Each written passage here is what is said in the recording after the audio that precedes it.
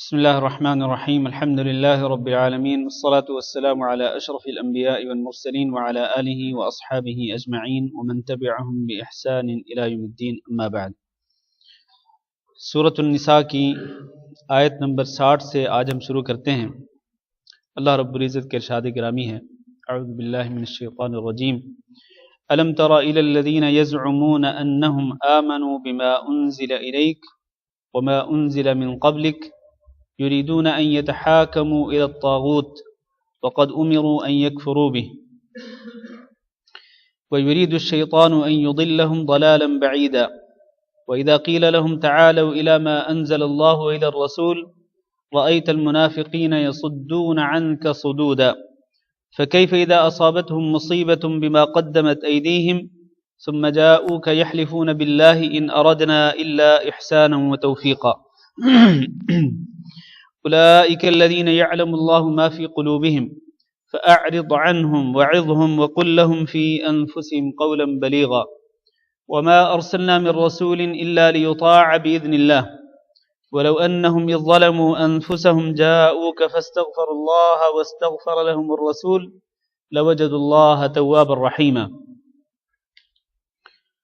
فلا وربك لا يؤمنون حتى يحكموك فيما شجر بينهم ثم لا يجدوا في أنفسهم حرجا مما قضيت ويسلموا تسليما ولو أنا كتبنا عليهم أن اقتلوا أنفسكم أو اخرجوا من دياركم ما فعلوه إلا قليل منهم ولو أنهم فعلوا ما يوعظون به لكان خيرا لهم وأشد تثبيتا وإذا لآتيناهم من لدنا أجرا عظيما ولهديناهم صراطا مستقيما ومن يطع الله والرسول فأولئك مع الذين أنعم الله عليهم من النبيين والصديقين والشهداء والصالحين وحسن أولئك رفيقا ذلك الفضل من الله وكفى بالله عليما.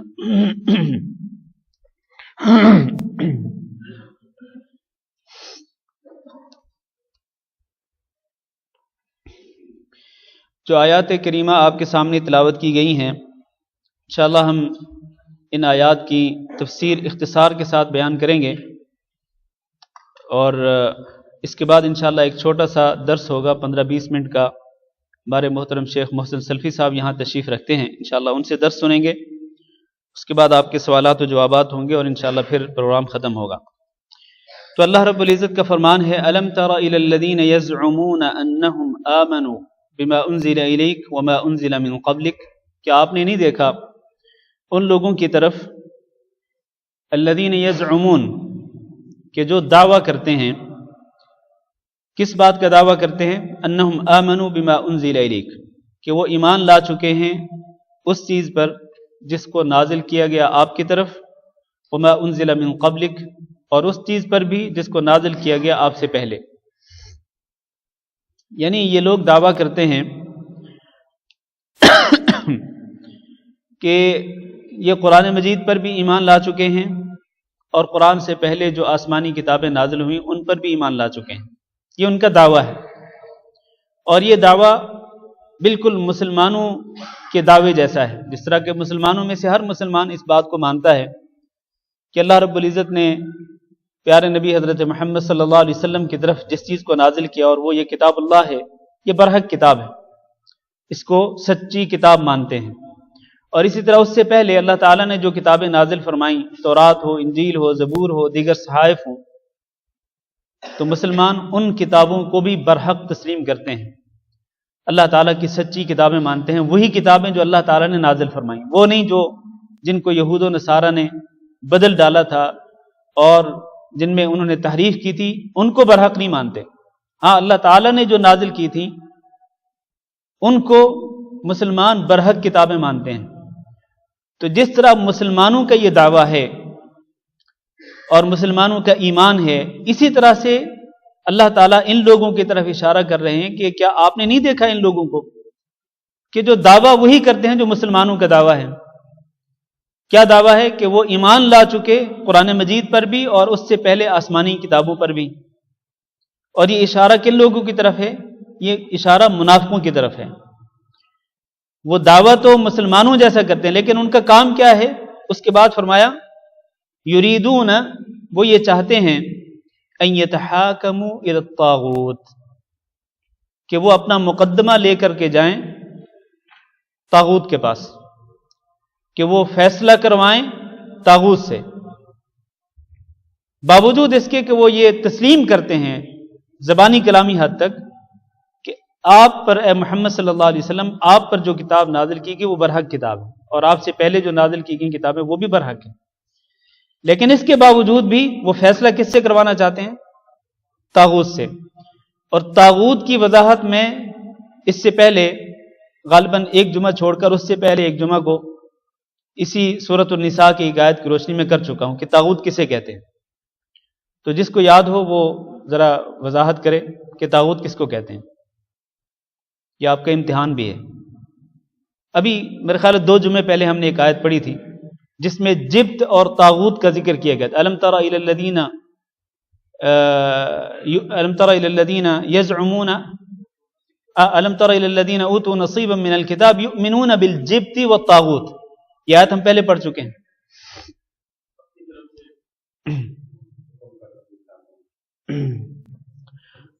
ہاں جی،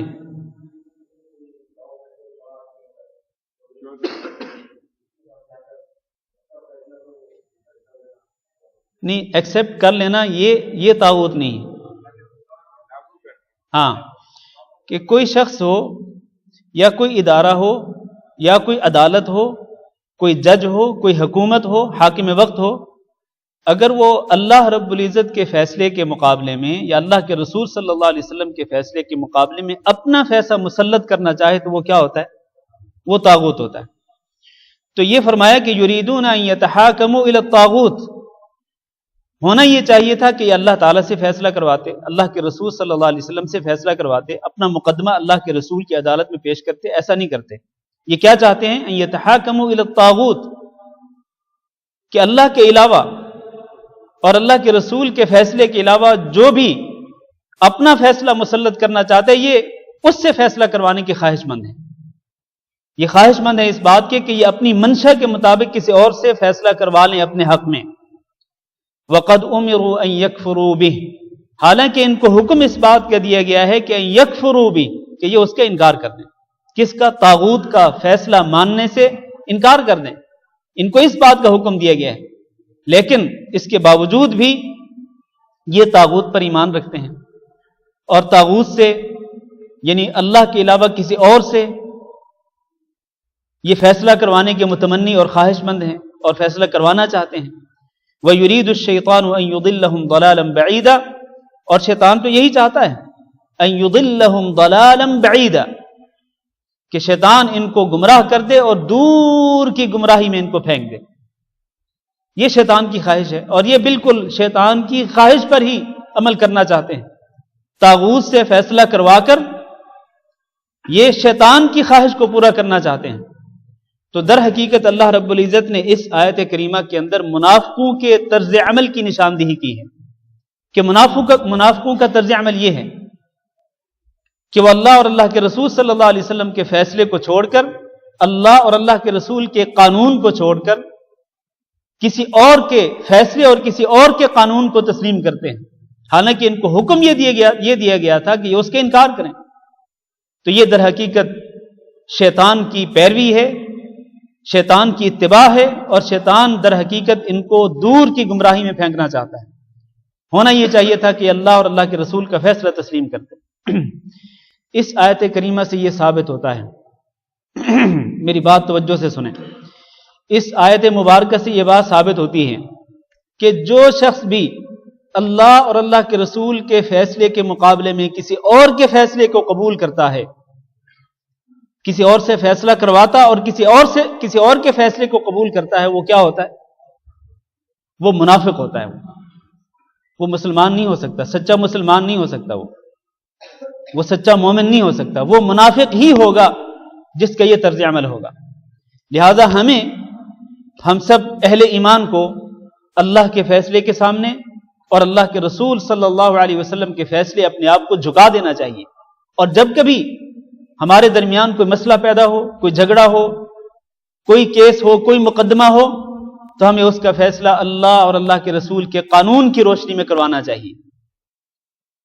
اور جو اللہ اور اللہ کے رسول فیصلہ کر دیں، یعنی کتاب اللہ اور سنت رسول سے جو فیصلہ ہو جائے، پھر اس فیصلے کو ہم قبول کریں اور اس فیصلے کے سامنے اپنے آپ کو جھکا دیں۔ اس کے بعد فرمایا وَإِذَا قِيلَ لَهُمْ تَعَالَوْا إِلَى مَا أَنزَلَ اللَّهُ، وہی منافقین کا طرز عمل ہی بیان ہو رہا ہے۔ جب ان کو کہا جاتا ہے کہ تعالوا، آ جاؤ، إِلَى مَا أَنزَلَ اللَّهُ، اس چیز کی طرف جس کو اللہ نے اتارا، اور اللہ کی اتاری ہوئی چیز کیا ہے؟ قرآن مجید۔ جب ان کو کہا جاتا ہے کہ آؤ قرآن کی طرف، وَإِلَى الرَّسُولِ، اور رسول کی طرف آؤ، تو یہ رأیت المنافقین، تو آپ دیکھتے ہیں منافقوں کو کہ یصدون عنک صدودا، کہ یہ آپ کے پاس آنے سے گریز کرتے ہیں۔ منافق آپ کے پاس آنے سے گریز کرتے ہیں۔ در حقیقت اس آیت کے پیچھے ایک قصہ ہے، ایک واقعہ ہے۔ وہ مشہور واقعہ آپ نے کئی بار سنا ہوگا، پڑھا ہوگا۔ واقعہ کیا ہے کہ ایک جھگڑا ہوا تھا ایک یہودی کے درمیان اور ایک شخص جو بظاہر مسلمان تھا لیکن در حقیقت وہ منافق تھا۔ ان دونوں کے درمیان ایک جھگڑا ہوا۔ اب یہودی کہنے لگا کہ یہودی چونکہ حق پر تھا اور اس کے پاس ثبوت بھی تھے اپنے موقف کے بارے میں، تو اس کو یقین تھا کہ اگر یہ کیس جو ہے، یہ مقدمہ اگر ہم رسول اکرم صلی اللہ علیہ وسلم کی عدالت میں پیش کریں تو آپ صلی اللہ علیہ وسلم میرے حق میں فیصلہ کر دیں گے۔ چنانچہ اس نے منافق سے کہا کہ آؤ تمہارے رسول کی طرف چلتے ہیں اور تمہارے رسول سے فیصلہ کروا لیتے ہیں۔ اب اس منافق کو یہ پتا تھا کہ چونکہ میرا موقف کمزور ہے اور اس مسئلے میں یہودی حق پر ہے، تو اس کو یقین تھا کہ محمد صلی اللہ علیہ وسلم اس یہودی کے حق میں فیصلہ کر دیں گے، کیونکہ محمد صلی اللہ علیہ وسلم سے یہ ناممکن تھا، آپ کے بارے میں یہ توقع نہیں رکھی جا سکتی تھی کہ آپ صلی اللہ علیہ وسلم نہ حق فیصلہ کریں، نہ جائز فیصلہ کریں، نہ انصافی کریں۔ نہ انصافی ممکن نہیں تھی آپ صلی اللہ علیہ وسلم سے۔ تو یہ منافق کہنے لگا کہ نہیں، محمد صلی اللہ علیہ وسلم کے پاس نہیں چلتے، بلکہ الٹا یہ کہنے لگا کہ تمہارا جو سردار ہے نا یہودیوں کا، کعب بن اشرف، چلو اس کے پاس چلتے ہیں، اس سے فیصلہ کرواتے ہیں۔ اب یہودی کو اس بات کا یقین تھا کہ اگر یہ معاملہ ہم کعب بن اشرف کے پاس لے کے جاتے، باوجود اس کے کہ وہ یہودی تھا، یہ جو جھگڑا کر رہا تھا اس مسلمان کے ساتھ، منافق کے ساتھ، اس کو یقین تھا کہ اگر یہ معاملہ کعب بن اشرف کے پاس گیا تو کعب بن اشرف جو ہے وہ حق پر مبنی فیصلہ نہیں کرے گا، میرے حق میں فیصلہ نہیں دے گا وہ، حالانکہ میں حق پر ہوں۔ چنانچہ اس نے منافق سے کہا کہ دیکھو تمہارے رسول کے پاس ہی چلتے ہیں، تمہارا رسول جو ہے نا وہ بالکل سچا فیصلہ کرے گا۔ آخر کار یہ شخص مجبور ہو کر اس بات کو اس نے قبول کر لیا۔ اب یہ معاملہ پہنچا رسول اکرم صلی اللہ علیہ وسلم کے پاس۔ آپ صلی اللہ علیہ وسلم نے فیصلہ یہودی کے حق میں کر دیا۔ یہ وہی اللہ تعالیٰ فرما رہے ہیں وَإِذَا قِيلَ لَهُمْ تَعَالَوْا إِلَى مَا أَنزَلَ اللَّهُ وَإِلَى الرَّسُولِ، جب ان کو، ان منافقوں کو کہا جاتا ہے کہ آؤ قرآن کی طرف اور آؤ رسول کی طرف، یعنی آؤ اللہ تعالیٰ سے فیصلہ کروا لیتے ہیں اور رسول اکرم صلی اللہ علیہ وسلم سے فیصلہ کروا لیتے ہیں، رَأَيْتَ الْمُنَافِقِينَ يَصُدُّونَ عَنْكَ صُدُودًا، تو آپ دیکھتے ہیں کہ یہ منافق جو ہیں یہ آپ کے پاس آنے سے گریز کرتے ہیں، جس طرح یہ منافق آپ صلی اللہ علیہ وسلم کے پاس آنے سے گریز کر رہا تھا۔ اب اس کے بعد کیا ہوا؟ جب نبی صلی اللہ علیہ وسلم نے اس یہودی کے حق میں فیصلہ کر دیا تو یہ منافق کہنے لگا کہ چلو آؤ اب عمر بن خطاب رضی اللہ تعالیٰ عنہ کے پاس چلتے ہیں، ان سے فیصلہ کرواتے ہیں۔ عمر کے پاس جانے کا اس نے کیوں کہا منافق نے؟ در حقیقت وہ یہ سوچ رہا تھا کہ چونکہ میں تو ایک ظاہری طور پر مسلمان ہوں اور یہ یہودی ہے، اور عمر رضی اللہ تعالیٰ عنہ جو ہے وہ مسلمانوں کے حق میں بڑے متعصب ہیں، یعنی بڑے غیرت رکھتے ہیں، تو یقیناً عمر رضی اللہ تعالیٰ عنہ میرے حق میں فیصلہ کر دیں گے۔ چنانچہ عمر رضی اللہ تعالیٰ عنہ کے پاس معاملہ گیا۔ یہودی نے پہلے بیان کیا کہ دیکھیں ایسے ایسے میرے اور اس کے درمیان جھگڑا ہے، یہ میرے ثبوت ہیں، یہ میرے دلائل ہیں، اور یہی کیس ہم نے نبی صلی اللہ علیہ وسلم کی خدمت میں پیش کیا تو انہوں نے میرے حق میں فیصلہ کیا ہے۔ عمر بن خطاب نے کہا کہ چلو یہاں ٹھہر جاؤ۔ اندر گئے، تلوار اٹھائی، واپس آئے اور آ کے اس منافق مسلمان کے سر کو قلم کر دیا اور کہا کہ یہ اس شخص کے بارے میں میرا فیصلہ ہے جو محمد صلی اللہ علیہ وسلم کے فیصلے کو ٹھکرا کر میرے پاس فیصلہ کروانے کے لیے آیا، اس کے بارے میں یہ میرا فیصلہ ہے کہ وہ زندہ رہنے کا حقدار نہیں ہے۔ اس کا سر قلم کر دیا۔ پھر اس کے بعد کیا ہوا اس کے بعد یہ جو منافق تھا اس کے جو ورثاء تھے یہ دوڑے آئے نبی صلی اللہ علیہ وسلم کے پاس کہ دیکھیں جی عمر بن خطاب نے آپ کے ایک مسلمان کو قتل کر دیا، ہمیں قصاص لے کے دیں۔ اللہ تعالیٰ یہ جو ورثاء آئے تھے نا، اس مقتول کے ورثاء نبی صلی اللہ علیہ وسلم کے پاس آئے تھے قصاص کا بدلہ لینے کے لیے، اللہ تعالیٰ ان کے بارے میں فرما رہے ہیں فَكَيْفَ إِذَا أَصَابَتْهُمْ مُصِيبَةٌ بِمَا قَدَّمَتْ أَيْدِيهِمْ، پھر کیا حال ہے ان لوگوں کا کہ جب ان پر مصیبت آئی ان کے اپنے کرتوتوں کی وجہ سے، ثُمَّ جَاءُوكَ، پھر یہ آگے آپ کے پاس، يَحْلِفُونَ بِاللَّهِ، قسم اٹھانے لگے اللہ تعالیٰ کی، إِنْ أَرَدْنَا إِلَّا إِحْسَانًا وَتَوْفِيقًا، کہ ہم نے تو در حقیقت ارادہ یہ کیا تھا کہ بھلائی ہو جائے اور یہ جو دو جھگڑا کرنے والے تھے ان کے درمیان کو صلح صفائی ہو جائے۔ عمر رضی اللہ تعالیٰ عنہ کے پاس جانے کا تو اصل میں ہمارا مقصد یہ تھا کہ ان دونوں کے درمیان معاملہ ختم ہو جائے، صلح صفائی ہو جائے، سمجھوتا ہو جائے۔ ہم تو در حقیقت سمجھوتا کروانے کے لیے گئے تھے عمر رضی اللہ تعالیٰ عنہ کے پاس، لیکن عمر نے کیا کیا؟ عمر نے تو اس کا سر ہی قلم کر دیا، اس کو مار دیا، قتل کر دیا۔ یحلفون باللہ، قسمیں کھا کھا کے کہنے لگے کہ ہم تو در حقیقت یہ چاہتے تھے۔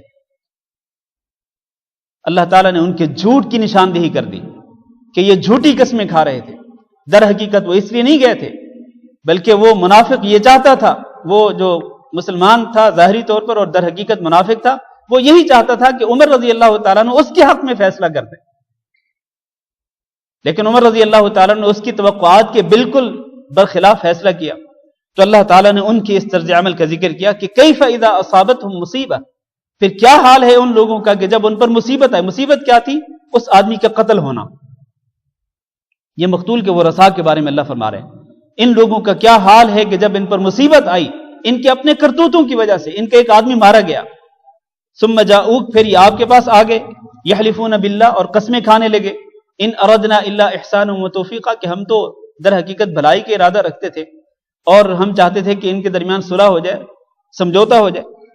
اللہ فرماتے اولئک الذین یعلم اللہ ما فی قلوبہم، یہ وہ لوگ ہیں کہ اللہ تعالیٰ نے ان کی دل کی بات کو جان لیا۔ یہ حقیقت میں یہ کیا چاہتے تھے؟ حقیقت میں یہ اللہ رب العزت کے فیصلے سے اور رسول اکرم صلی اللہ علیہ وسلم کے فیصلے سے انحراف کرنا چاہتے تھے، اللہ اور اللہ کے رسول کے فیصلے کو رد کرنا چاہتے تھے، یہ ان کا اصل مقصد تھا۔ یعلم اللہ ما فی قلوبہم، اللہ تعالیٰ ان کے دل کی بات کو جانتا ہے، لہذا اب کیا ہے؟ فاعرض عنہم، آپ ان سے اعراض کریں، ان سے منہ موڑ لیں، ان منافقوں سے آپ منہ موڑ لیں، ان کی کوئی پرواہ نہ کریں۔ وعظہم، ہاں منہ تو موڑیں لیکن عظہم، آپ ان کو نصیحت بھی کرتے رہیں۔ وقل لہم فی انفسہم قولا بلیغا، اور ان کو ایسی نصیحت کریں، ان سے ایسی بات کریں جو ان کے دل میں اتر جائے، بڑے مؤثر انداز سے آپ ان کو نصیحت کریں، ہو سکتا ہے کہ یہ ہدایت پر آ جائیں، ہو سکتا ہے یہ آپ کی بات کو قبول کر لیں۔ تو اللہ رب العزت نے اپنے پیارے نبی صلی اللہ علیہ وسلم کو منافقوں سے اعراض کرنے کا حکم دیا، لیکن اعراض کرنے کا معنی یہ نہیں تھا کہ آپ اس کو نصیحت نہ کریں، آپ ان کو نہ سمجھائیں، نہیں، سمجھاتے بھی رہیں اور آپ ان کی پرواہ بھی نہ کریں۔ اگر آپ کی بات کو مان لیں گے تو بہت اچھی بات ہے، نہیں مانیں گے تو آپ ان کی پرواہ نہ کریں، اللہ تعالیٰ ان سے ان کے گناہوں کا بدلہ لے گا۔ اور ان کو ساتھ یہ بھی بتا دیں وَمَا أَرْسَلْنَا مِن رَّسُولٍ إِلَّا لِيُطَاعَ بِإِذْنِ اللَّهِ، کہ ہم نے جب کبھی بھی کوئی رسول بھیجا تو صرف اس لیے بھیجا کہ اس کی اطاعت اور فرمانبرداری کی جائے اللہ کے حکم کے ساتھ۔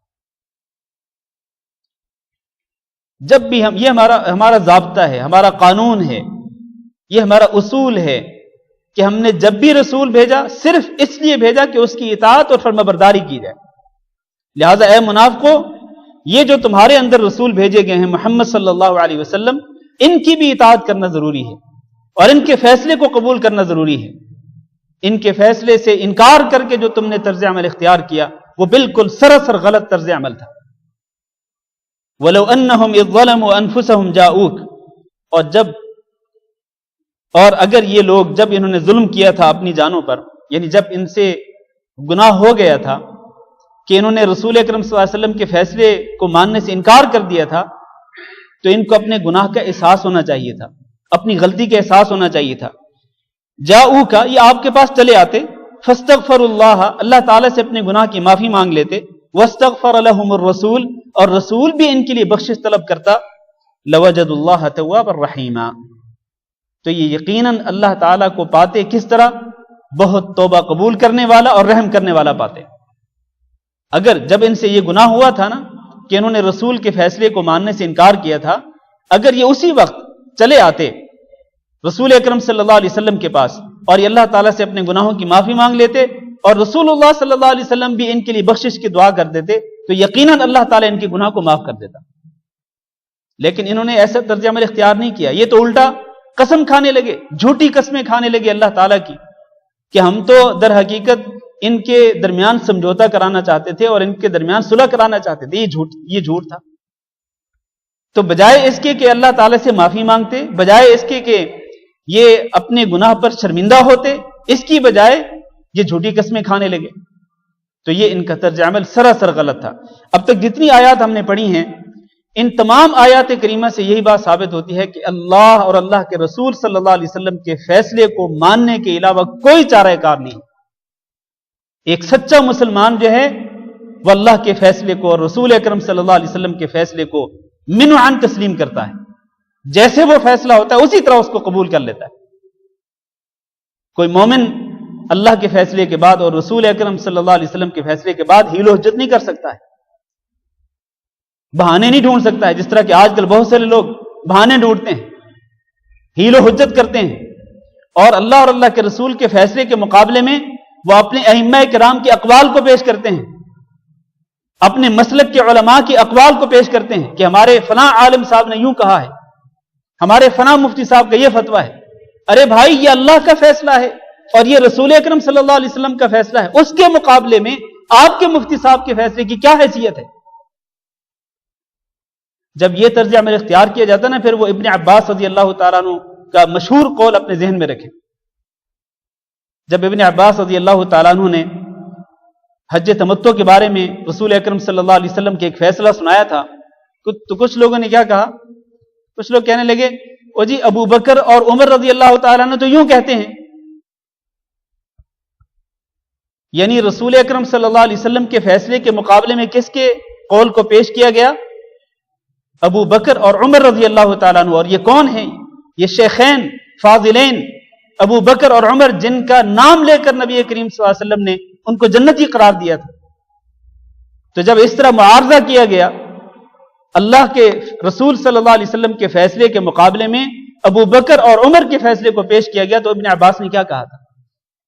ابن عباس رضی اللہ تعالیٰ نے کہا تھا مجھے اس بات کا خدشہ ہے کہ تم پر آسمان سے پتھروں کی بارش نازل ہو، کہ میں کہتا ہوں کہ اللہ کے رسول نے یوں فرمایا اور تم کہتے ہو کہ ابو بکر اور عمر نے یوں کہا. تو یہ طرز عمل انتہائی خطرناک ہے، بڑا ہی مہلک اور تباہ کن ہے یہ طرز عمل. آج کل بہت سارے لوگوں کا یہی طرز عمل ہے. ان کو اللہ تعالیٰ کا فرمان سنائیں، رسول اکرم صلی اللہ علیہ وسلم کی صحیح حدیث سنائیں، اس کے مقابلے میں وہ اپنے ائمہ کرام کا مسلک پیش کرتے ہیں. انا للہ و انا الیہ راجعون. یا ایھا الذین آمنوا لا تقدموا بین یدی اللہ ورسولہ واتقوا اللہ. اے ایمان والو، اللہ اور اللہ کے رسول سے آگے بڑھنے کی کوشش نہ کرو. اللہ اور اللہ کے رسول کا فیصلہ آ گیا، اب اپنے ائمہ کرام کا مسلک پیش کرتے ہو. اتقوا اللہ، اللہ سے ڈرو. کس طرح کا طرز عمل تم اختیار کر رہے ہو؟ اگر تم اللہ پر ایمان رکھتے ہو اور اللہ کے رسول پر ایمان رکھتے ہو تو پھر اللہ اور اللہ کے رسول کے فیصلے کے سامنے اپنے آپ کو جھکا دو. یہی بات اگلی آیت میں فرمائی، فلا وربک، تیرے رب کی قسم، لا یؤمنون، یہ ایمان والے نہیں ہو سکتے ہیں. یہ اشارہ ان منافقوں کی طرف ہے. لا یؤمنون، یہ ایمان والے نہیں ہو سکتے، حتی یحکموک فیما شجر بینہم، یہاں تک کہ یہ آپ کو، اے محمد صلی اللہ علیہ وسلم، آپ کو فیصل تسلیم کر لیں، آپ کو قاضی تسلیم کر لیں، حکم تسلیم کر لیں، فیصلہ کرنے والی اتھارٹی آپ کو تسلیم کر لیں. کس میں؟ فیما شجر بینہم، ان کے درمیان جتنے بھی اختلافی مسائل ہوتے ہیں، ان کے درمیان جتنے بھی جھگڑے پیدا ہوتے ہیں، اپنے تمام جھگڑوں میں جب تک کہ آپ صلی اللہ علیہ وسلم کو فیصل تسلیم نہیں کرتے اس وقت تک کہ ایمان والے نہیں ہو سکتے. ثم لا یجدوا فی انفسہم حرجا مما قضیت، صرف آپ صلی اللہ علیہ وسلم کو فیصل تسلیم کرنا ہی کافی نہیں، بلکہ ثم لا یجدوا فی انفسہم حرجا مما قضیت، پھر آپ جو فیصلہ کر دیں تو اس فیصلے کے بارے میں اپنے دلوں کے اندر کوئی گھٹن محسوس نہ کریں. جیسے کہ اس منافق نے اس کو رسول اکرم صلی اللہ علیہ وسلم نے فیصلہ سنایا کہ یہ یہودی کا موقف برحق ہے، اس نے اپنے سینے کے اندر گھٹن محسوس کی، اور پھر عمر رضی اللہ تعالیٰ عنہ کے پاس چلا گیا، فرمایا یہ مومن نہیں ہو سکتا ہے، جو رسول اکرم صلی اللہ علیہ وسلم کو فیصل نہیں مانتا، یا پھر اگر فیصل مان لیا تھا تو پھر آپ صلی اللہ علیہ وسلم کے فیصلے کو تسلیم کرتا، پھر دل کے اندر گھٹن کیوں محسوس کی؟ یہ مومن نہیں ہو سکتا۔ وَيُسَلِّمُ تَسْلِيمًا، اور جب تک کہ رسول اکرم صلی اللہ علیہ وسلم کے فیصلے کے سامنے سر تسلیم خم نہ کریں، اپنے آپ کو جھکا نہ دیں، اس وقت تک مومن نہیں ہو سکتے۔ آپ اندازہ کریں کہ اللہ تعالیٰ نے ایمان کی نفی کی ہے، اگر ایمان جاتا رہے اس طرز عمل کی وجہ سے تو پھر کیا باقی بچتا ہے؟ آج میرے بہت سارے مسلمان بھائیوں کے درمیان بہت سارے مسائل میں اختلاف پایا جاتا ہے، نزاع پایا جاتا ہے، اس کا حل کیا ہے؟ وہ پہلے ہم پڑھ چکے ہیں پچھلے جمعہ کو کہ ان تنازعتم فی شیء فردوہ الی اللہ والرسول، کسی مسئلے میں نزاع ہو، اختلاف ہو، اس کو کس کی طرف لوٹا دو؟ اللہ کی طرف اور رسول اکرم صلی اللہ علیہ وسلم کی طرف، یعنی کتاب اللہ کی طرف اور رسول اکرم صلی اللہ علیہ وسلم کی احادیث کی طرف لوٹا دو۔ اور میں نے پچھلے جمعہ کو بھی یہ بات کہی تھی اور آج بھی کہتا ہوں، اللہ کی قسم اگر سارے مسلمان صدق کے دل سے اپنے تمام اختلافی مسائل میں کتاب اللہ اور سنت رسول کی طرف رجوع کریں تو کوئی وجہ نہیں کہ ان کے درمیان اختلاف باقی رہے، ہو نہیں سکتا، پھر اختلافات باقی نہیں رہ سکتے ہیں۔ صحابہ کرام کے درمیان اختلافات ہوتے تھے، اختلاف ہونا بری بات نہیں ہے، لیکن اختلاف کو باقی رکھنا بہت بری بات ہے۔ صحابہ کرام کے درمیان اختلافات ہوتے تھے، وہ کس طرح ختم کرتے تھے؟ جیسے ہی رسول اکرم صلی اللہ علیہ وسلم کا فرمان سنتے وہاں اپنی رائے سے دستبردار ہو جاتے تھے، اور رسول اکرم صلی اللہ علیہ وسلم کی حدیث کے سامنے اپنے آپ کو جھکا دیتے تھے۔ یہ طرز عمل ہونا چاہیے ہر مسلمان کا۔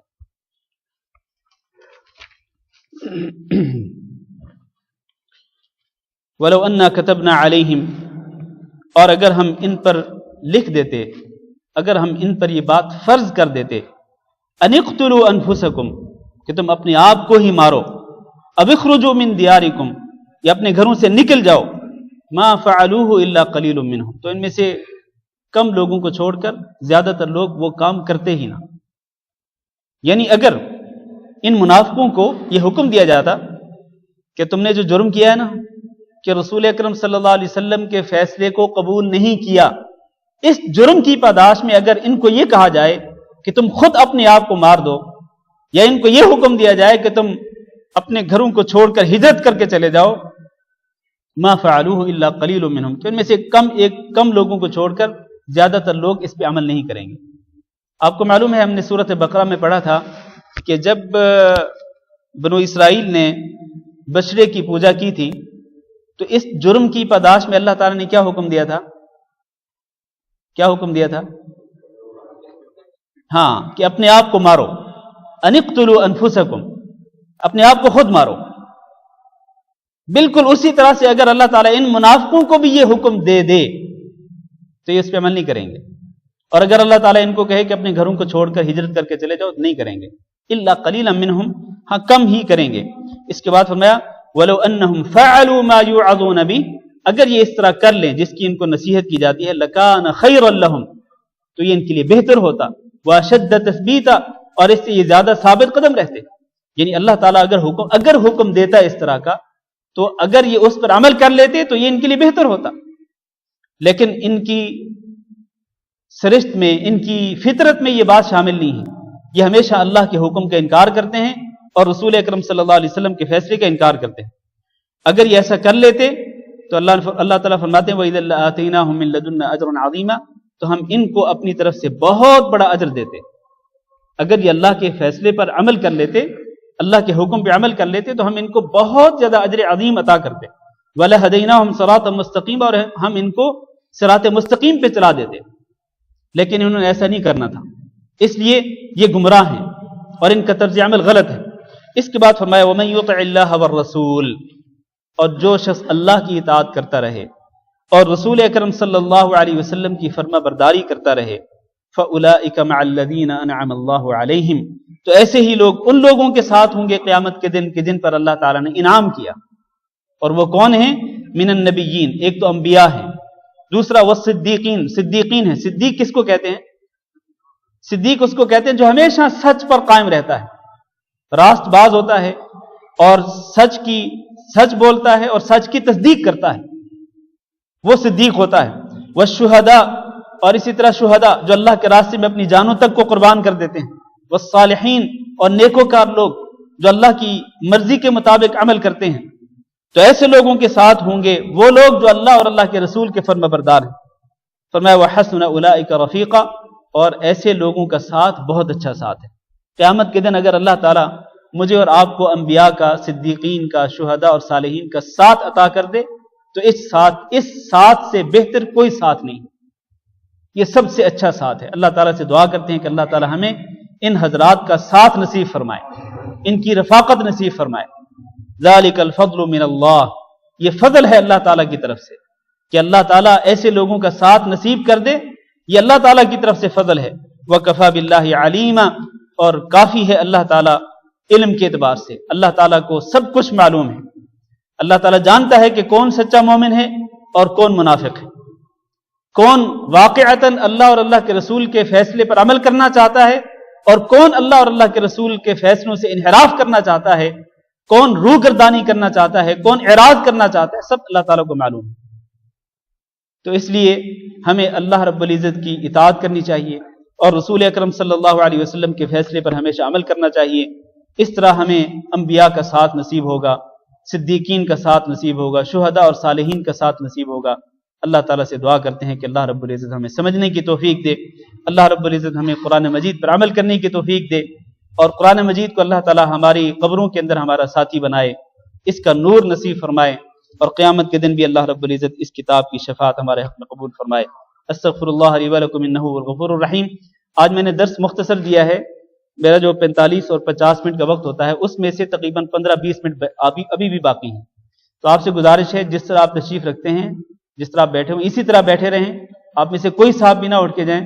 ابھی ہمارے دوست شیخ محسن سلفی صاحب کا درس ہوگا تقریباً 15-20 منٹ کا، آپ ان کا درس سنیں، اس کے بعد انشاءاللہ آپ کے سوالات بھی ہوں گے انشاءاللہ تعالی۔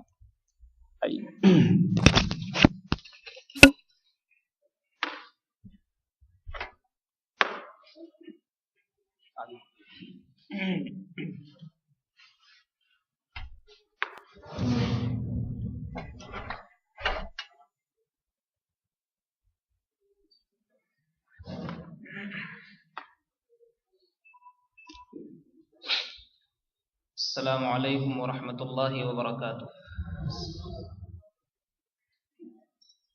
الحمد للہ رب العالمین، والصلاة والسلام علی رسولہ الکریم نبینا محمد وعلی آلہ واصحابہ اجمعین، اما بعد۔ اعوذ باللہ من الشیطان الرجیم، بسم اللہ الرحمن الرحیم۔ قل ان کنتم تحبون اللہ فاتبعونی یحببکم اللہ وَيَغْفِرْ لَكُمْ ذُنُوبَكُمْ وَاللَّهُ غَفُورٌ رَحِيمٌ۔ محترم سامعین، حقیقت یہ ہے کہ میں کچھ اور سوچ کے آیا تھا، لیکن فضیلت الشیخ ڈاکٹر محمد اسحاق صاحب حفظہ اللہ وتولہ کا جو درس سنا تو میرے دل میں یہ بات پیدا ہوئی کہ اتباع رسول کے فوائد اور رسول کی مخالفت کے کیا نقصانات ہیں، انتہائی مختصر وقت میں کچھ باتیں آپ کے سامنے رکھوں۔ منافقوں نے اللہ کے رسول صلی اللہ علیہ وسلم کی مخالفت کی تو ان کا کیا انجام ہوا، اور ہم رسول کی اتباع کریں گے تو اس کے کیا فوائد و ثمرات ہماری زندگیوں میں آئیں گے۔ اللہ تبارک و تعالی نے قرآن کریم کے اندر فرمایا قل ان کنتم تحبون اللہ فاتبعونی یحببکم اللہ۔ اے نبی صلی اللہ علیہ وسلم آپ کہیے اگر تم اللہ سے محبت کا دعویٰ کرتے ہو تو میری اتباع کرو۔ جب میری اتباع کرو گے تو تمہیں کیا ملے گا؟ اللہ نے فرمایا یحببکم اللہ، اللہ تم سے محبت کرے گا۔ اب ذرا غور کیجئے قرآن کریم کی اس آیت پر۔ ایک مثال کے ذریعے میں اس بات کو واضح کروں گا کہ میں آپ سے محبت کرتا ہوں لیکن آپ مجھ سے محبت نہ کرے تو کیا فائدہ ہے؟ اللہ تبارک و تعالی یہاں پر یہ فرما رہا ہے کہ ابھی تک تم اللہ سے محبت کرتے تھے، جب میرے رسول کی اتباع کرو گے تو میں بھی تم سے محبت کروں۔ ہم اللہ سے محبت کریں لیکن اللہ ہم سے محبت نہ کرے تو کوئی فائدہ نہیں ہے۔ اسی لیے اللہ تبارک و تعالی نے پہلا فائدہ رسول اکرم صلی اللہ علیہ وسلم کی اتباع کا یہ بتلایا ہے کہ اگر تم اللہ سے محبت کا دعویٰ کرتے ہو تو میرے رسول کی اتباع کرو، فائدہ یہ ہوگا کہ اللہ بھی تم سے محبت کرے گا اور تمہارے گناہوں کو معاف کر دے گا۔ یہ پہلا فائدہ۔ اتباع کا معنی کیا ہے؟ پیچھے پیچھے چلنا۔ رسول اکرم صلی اللہ علیہ وسلم جہاں گئے ہمیں وہیں جانا ہے، آپ نے جو کیا ہمیں وہی کرنا ہے۔ رسول اکرم صلی اللہ علیہ وسلم سے آگے ہمیں نہیں بڑھنا۔ دنیا کی ساری شخصیتیں اس لائق ہیں کہ انہیں پیچھے کیا جائے، اور اللہ کے رسول صلی اللہ علیہ وسلم کی شخصیت ہی ایک ایسی ذات گرامی ہے جس کو مقدم ہی رکھا جائے گا، کبھی اسے پیچھے نہیں کیا جائے گا۔ تو پہلا فائدہ کہ جب رسول اکرم صلی اللہ علیہ وسلم کی اتباع کریں گے تو اللہ ہم سے محبت کرے گا اور ہمارے گناہوں کو اللہ تبارک و تعالی معاف کر دے گا۔ میں زیادہ تفصیل میں نہیں جانا چاہتا ہوں اور آگے بڑھتے ہیں۔ اگر کوئی انسان یہ چاہتا ہے کہ وہ ہدایت کے راستے پر آ جائے، اس کا بھی ایک ہی علاج ہے کہ انسان رسول اکرم صلی اللہ علیہ وسلم کی اتباع کرے۔ دلیل کیا ہے؟ اللہ تبارک و تعالی نے قرآن کریم کے اندر فرمایا قُلْ يَا أَيُّهَا النَّاسُ إِنِّي رَسُولُ اللَّهِ إِلَيْكُمْ جَمِيعًا، اے لوگوں میں تم سب کی طرف اللہ کا رسول بنا کے بھیجا گیا ہوں۔ اور اللہ تبارک و تعالی کی ذات کون سی ہے؟ الذی لہ ملک السماوات والارض، جو آسمان اور زمین کا مالک ہے، بادشاہ ہے۔ لا الہ الا هو یحیی و یمیت، جس کے سوا کوئی معبود نہیں، زندگی بھی وہی دیتا ہے، موت بھی وہی دیتا ہے۔ پھر اللہ نے فرمایا فآمنوا باللہ ورسولہ النبی، تم اللہ پر اور اس کے رسول پر ایمان لاؤ جو امی تھے۔ الذی یؤمن باللہ وکلماتہ، جو اللہ پر اور اس کے احکامات پر ایمان رکھتے ہیں۔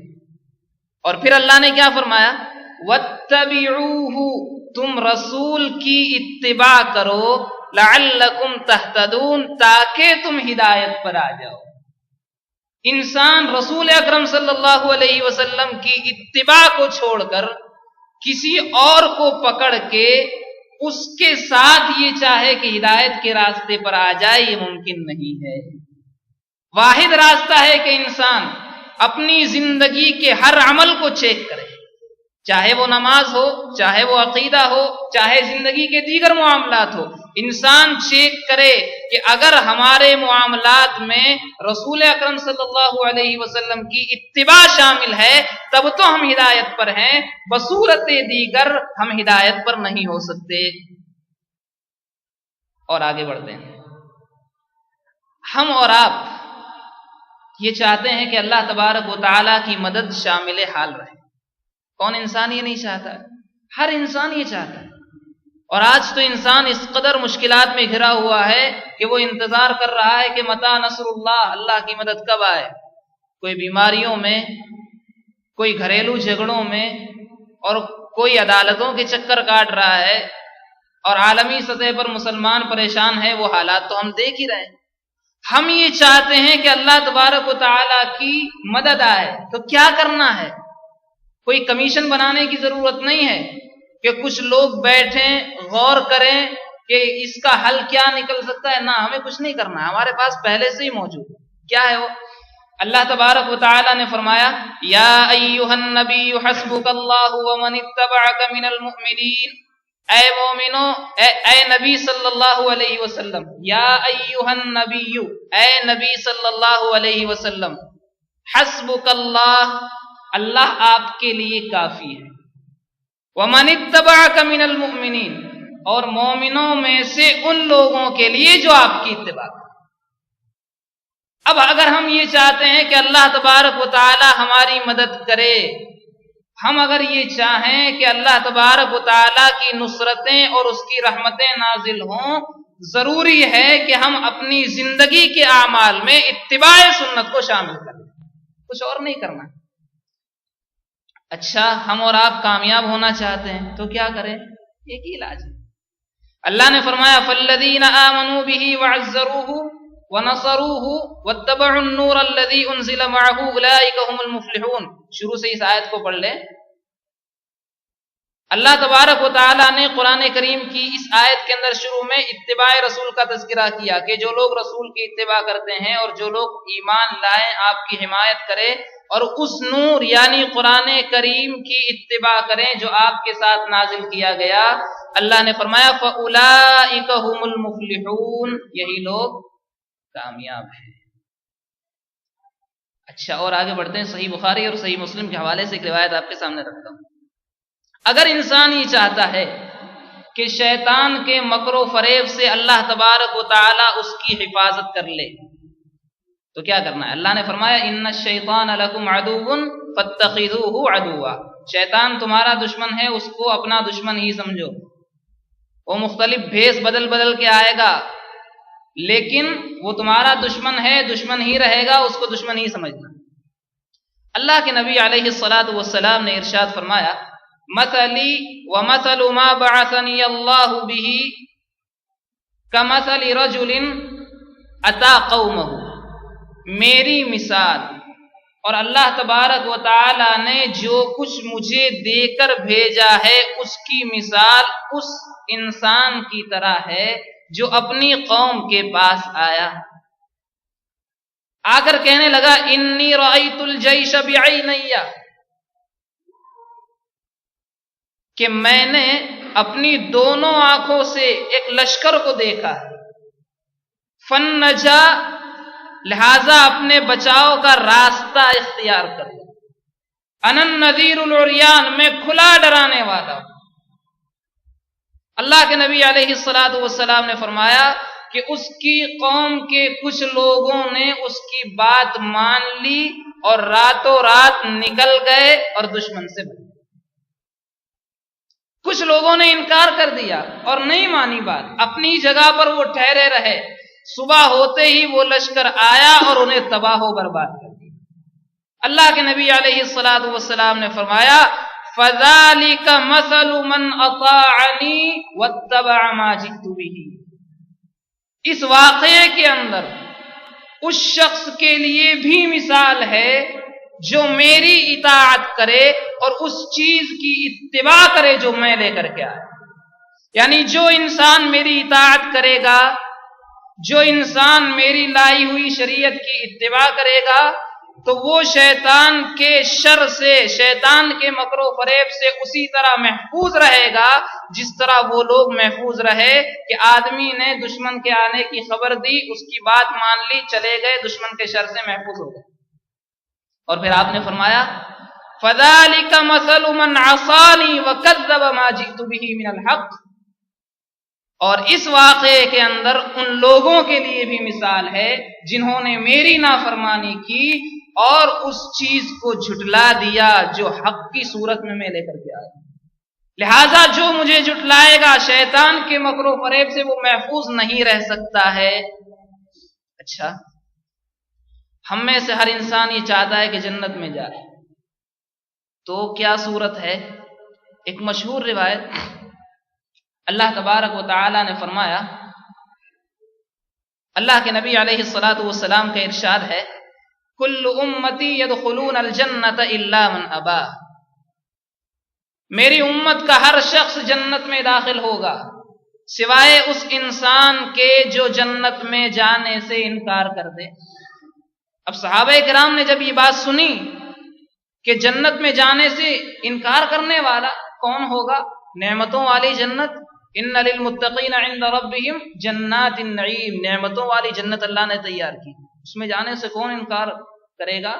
صحابہ کرام نے سوال کر دیا، من ابا یا رسول اللہ، اے اللہ کے رسول صلی اللہ علیہ وسلم، جنت میں جانے سے کون انکار کرے گا؟ آپ نے فرمایا، من اطاعنی دخل الجنہ ومن عصانی فقد ابا، جو میری اطاعت کرے گا وہ جنت میں داخل ہوگا، جس نے میری نافرمانی کی گویا کہ وہ جنت میں جانے سے انکار کر رہا ہے، بھلے ہی وہ زبان قال سے نہ کہہ رہا ہو لیکن زبان حال سے تو ضرور کہہ رہا ہے، اپنی زبان سے بھلے وہ نہ بولتا ہو کہ مجھے جنت میں نہیں جانا ہے، اس کا عمل ضرور یہ بتلا رہا ہے کہ وہ جنت میں جانے کا انکاری ہے۔ لہذا جو شخص رسول اکرم صلی اللہ علیہ وسلم کی اطاعت کرے گا، اور رسول آئے کس لیے؟ ابھی آپ نے سنا، وما ارسلنا من رسول الا لیطاع باذن اللہ، ہم نے رسول بھیجے ہی اس لیے تاکہ ان کی اطاعت کی جائے اللہ کے حکم سے۔ اگر اطاعت نہیں کریں گے تو جنت میں کیسے جائیں گے؟ اللہ کے نبی علیہ الصلوۃ والسلام نے ایک مثال دے کر بھی اس بات کو واضح کر دیا۔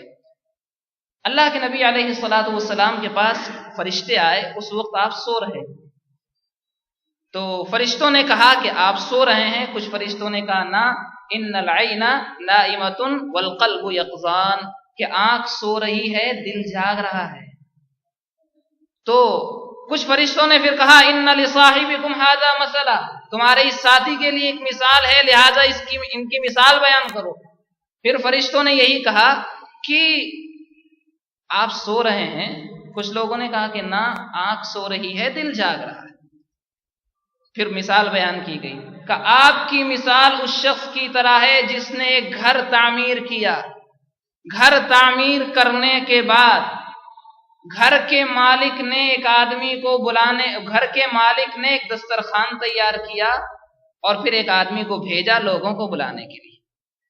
اب جو شخص اس بلانے والے کی بات کو مانے گا وہ گھر میں بھی داخل ہوگا، دسترخوان سے کھائے گا بھی۔ تو فرشتوں نے کہا کہ اس کی تعویل کرو، اس کی ذرا وضاحت کرو۔ تو پھر وہی بات فرشتوں نے کہی کہ آپ سو رہے ہیں، کچھ فرشتوں نے کہا نہ، آنکھ سو رہی ہے دل جاگ رہا ہے۔ پھر اس کی وضاحت کی گئی، کہا دیکھو گھر سے مراد جنت ہے، والداعی محمد صلی اللہ علیہ وسلم، اور بلانے والے سے مراد محمد صلی اللہ علیہ وسلم ہے، لہذا جو شخص آپ کی بات کو مانے گا وہ جنت میں بھی داخل ہوگا، اور جو محمد صلی اللہ علیہ وسلم کی اطاعت کرے گا گویا کہ اس نے اللہ کی اطاعت کی، اور جس نے محمد صلی اللہ علیہ وسلم کی نافرمانی کی اس نے اللہ کی نافرمانی کی۔ اور یہی بات اللہ تبارک و تعالی نے قرآن کریم کے اندر بھی بیان فرمائی، من یطع الرسول فقد اطاع اللہ، جس نے رسول کی اطاعت کی اس نے اللہ کی اطاعت کی۔ تو یہ تو تھے فوائد۔ اب آئیے انتہائی اختصار کے ساتھ نقصانات کیا ہے۔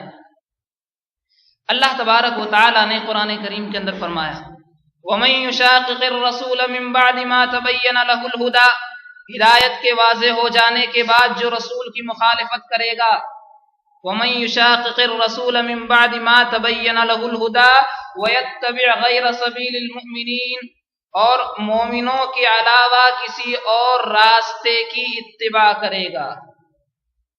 وَيَتَّبِعْ غَيْرَ سَبِيلِ الْمُؤْمِنِينَ، دو باتیں، رسول کی مخالفت جو کرے گا اور مومنوں کے راستے کو چھوڑ کر کسی اور راستے پر چلے گا، اللہ نے فرمایا نُوَلِّهِ مَا تَوَلَّى، وہ جہاں جائے گا ہم اس کو وہاں جانے دیں گے، گمراہی کی طرف جائے جانے دیں گے، بدعت کی طرف جائے جانے دیں گے، یعنی ضلالت اور گمراہی کی طرف جائے گا، اللہ پرواہ نہیں کرتا ہے کیونکہ وہ رسول کی مخالفت کر رہا ہے۔ رسول کی اتباع جو کرے گا اسی انسان کے لیے فوائد و ثمرات دنیا میں بھی ہیں آخرت میں بھی۔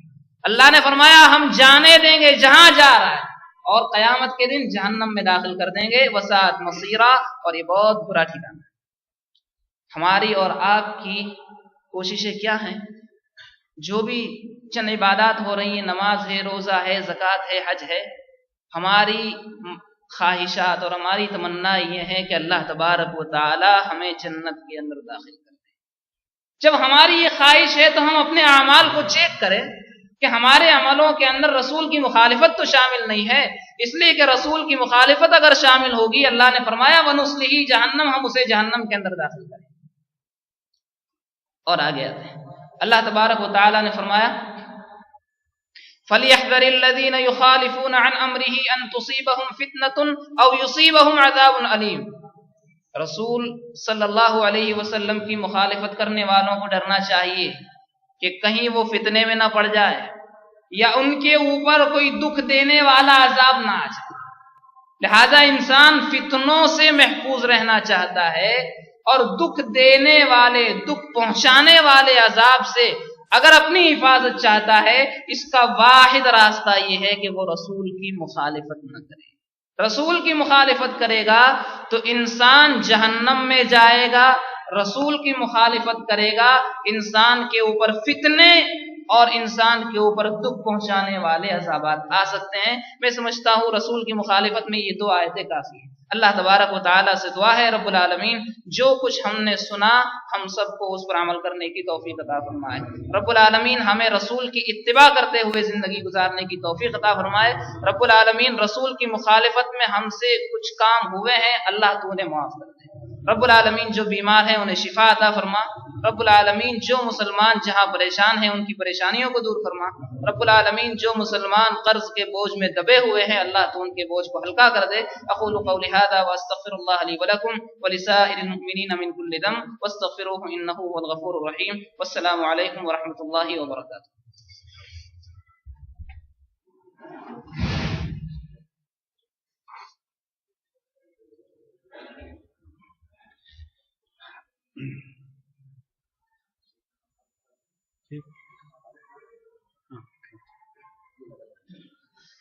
میرے بھائیوں، ابھی آپ محترم جناب شیخ محسن سلفی صاحب کا درس سن رہے تھے، ماشاءاللہ بہت اچھا درس دیا۔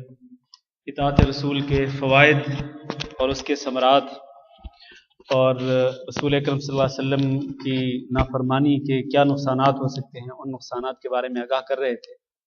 اللہ تعالیٰ سے دعا ہے کہ اللہ تعالیٰ ہمیں اپنے پیارے نبی صلی اللہ علیہ وسلم کی صحیح معنوں میں اتباع کرنے کی توفیق دے اور نبی صلی اللہ علیہ وسلم کی مخالفت سے ہم سب کو محفوظ رکھے۔ شیخ محترم جو ہیں یہ آج کل وزٹ پہ ہیں، ان کا تعلق گجرات سے ہے۔ گجرات ایک تو پاکستان میں اور ایک گجرات انڈیا میں بھی ہے، تو یہ انڈیا والے گجرات سے تعلق رکھتے ہیں۔ تو آج کل وزٹ پہ آئے ہوئے ہیں، ہم نے ان کو دعوت دی تھی، تو انشاءاللہ اب اس کے بعد جو نیکسٹ جو سٹیپ ہوگا وہ ان کے جو یہاں مستقل ویزا کے لیے ہم کوشش کریں گے انشاءاللہ کہ یہاں پر یہ ان کو مستقل ویزا دیا جائے اور یہاں پر یہ باقاعدہ ہمارے داعی کی حیثیت سے یہاں پر کام کریں۔ یہ ہمارا مقصد ہے ان کو یہاں لانے کا۔ تو آپ نے ماشاءاللہ درس سن لیا ہے، یقیناً مجھے تو بہت پسند آیا ان کا درس، آپ حضرات کو بھی یقیناً پسند آیا ہوگا۔ اللہ تعالیٰ ان کو اور علم سے نوازے اور مزید اللہ رب العزت ان کے ذریعے لوگوں کو فائدہ پہنچائے۔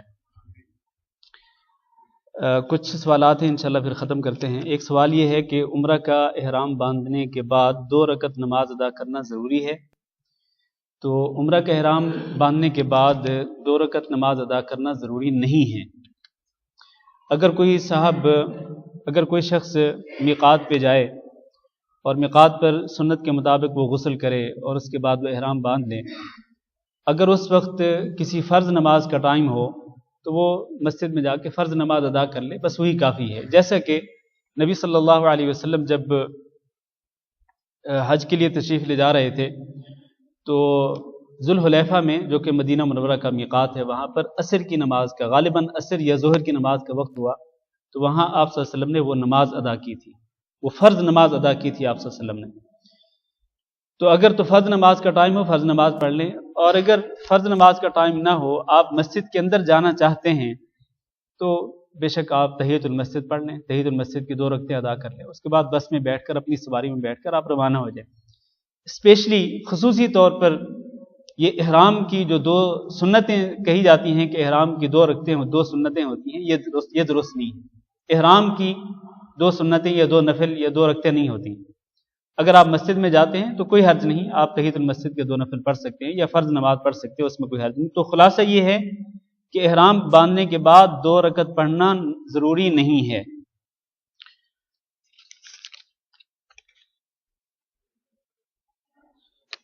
یہ کچھ لوگوں نے دعا کے لیے لکھا ہے۔ عام طور پر ہمارے ہاں رواج ہے کہ بات طے ہو جانے کے بعد شادی سے پہلے ہی لڑکا ہونے والی دلہن کے لیے سونے کے زیورات، کڑے یا چوڑیاں وغیرہ یا اس طرح لڑکی کے لیے ساز و سامان، کپڑے وغیرہ خریدتا ہے جو کہ بری کے طور پر تیار کیا جائے۔ کیا ایسا کرنا جائز ہے؟ کیا یہ اس صحیح حدیث کے ضمن میں تو نہیں آتا کہ جس کا مفہوم ہے کہ جو شادی کم خرچ ہو وہ بابرکت ہوتی ہے؟ برائے مہربانی تفصیلاً بیان کر دیں۔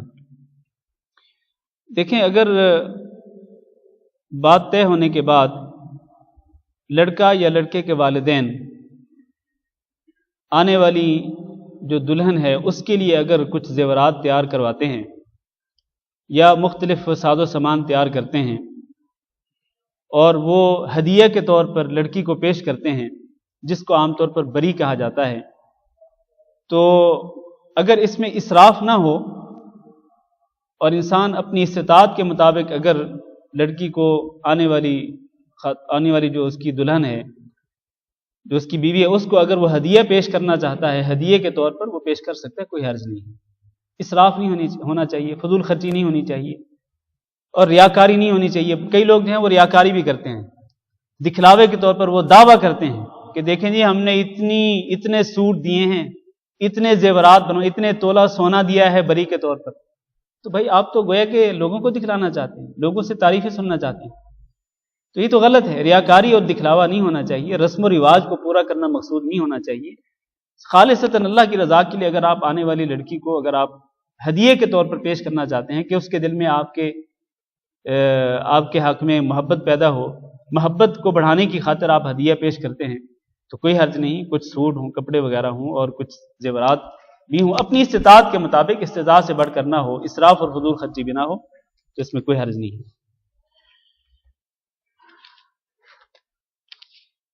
ایک اعلان ہے، کل مسجد حیا ابراہیم میں عشاء کے بعد درس ہوگا انشاءاللہ۔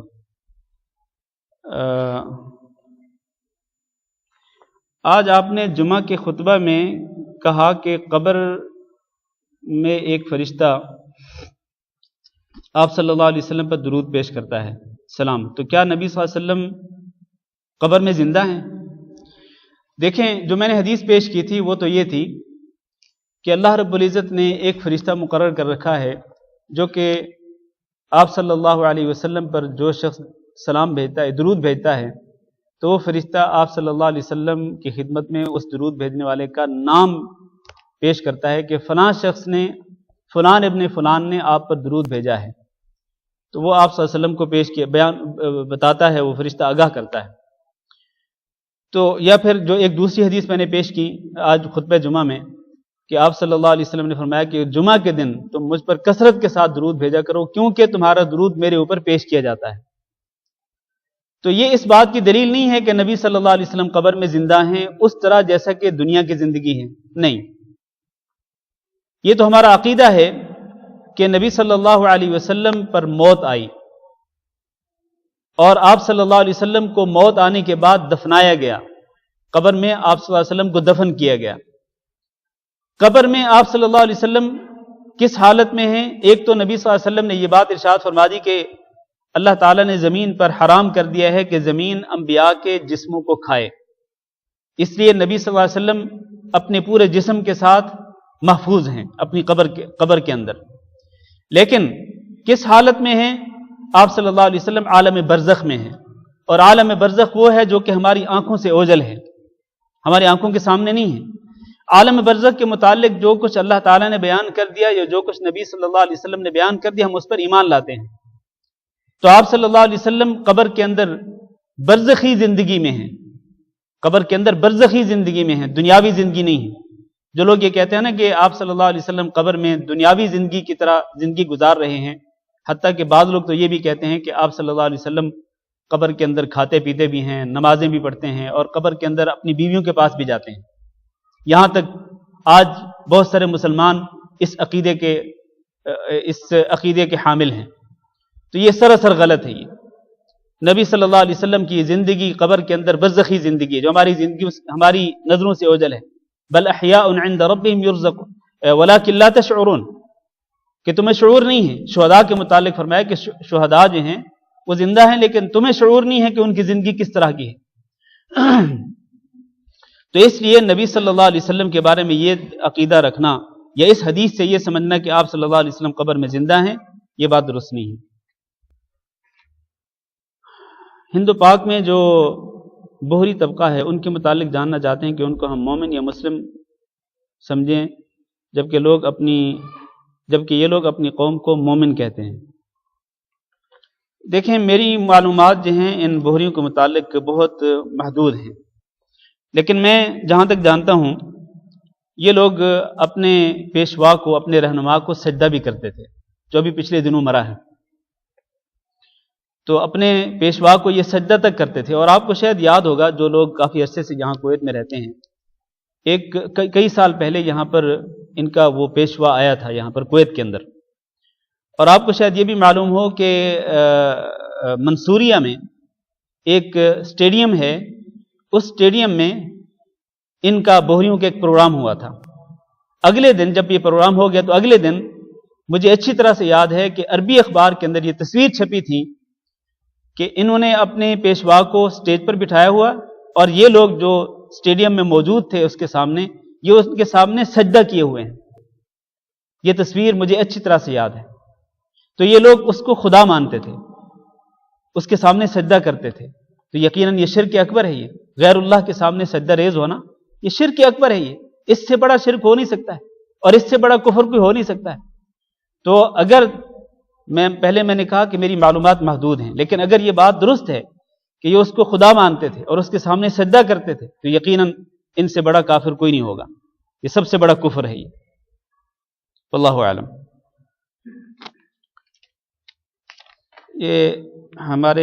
یہ کچھ پرچیاں ہیں دعا کے بارے میں، نے پہلے بھی کہا ہے۔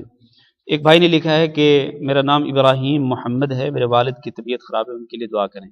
ایک اور بھائی نے لکھا ہے، آن لائن کسی نے لکھا ہے کہ میری بیٹی کی شفا کے لیے دعا کریں۔ اور ایک اور بھائی نے لکھا ہے کہ میرے والدین کی مغفرت کے لیے دعا کریں اور میرے گھر کے افراد کو اللہ تعالیٰ نیک توفیق دے۔ ہمارے ایک دوست نے لکھا ہے کہ میرے چچا جان جن کا پاکستان میں حادثہ ہو گیا اور ان کے سر پہ اور دیگر جسم پہ چوٹیں آئی ہیں، ان کی تندرستی کے لیے، صحت کے لیے دعا کریں۔ ایک اور بھائی نے لکھا ہے کہ ہمارے ساتھی کچھ دنوں سے ہسپتال میں ہیں، دل کے مریض میں مبتلا ہیں، آپ ان کی شفا کے لیے دعا کریں۔ تو ہم دعا کرتے ہیں کہ اللہ رب العزت تمام بیماروں کو شفا کاملہ نصیب فرمائے۔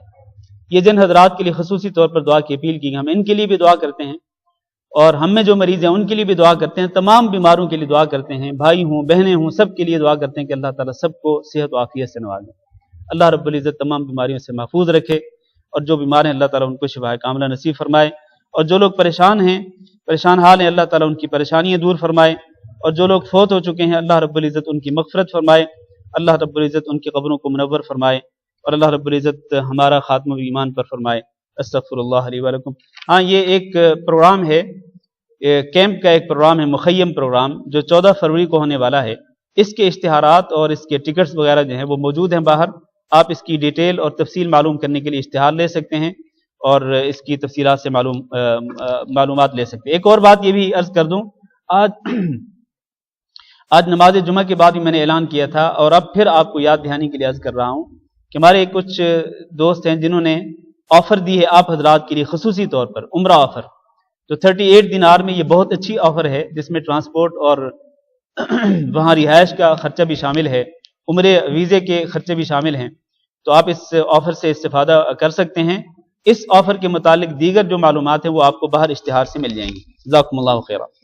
سبحانک اللہم وبحمدک، اشہد ان لا الہ الا انت، استغفرک۔ کھول کے یہ تو ایزی ہے نا بند کرنا۔ السلام علیکم۔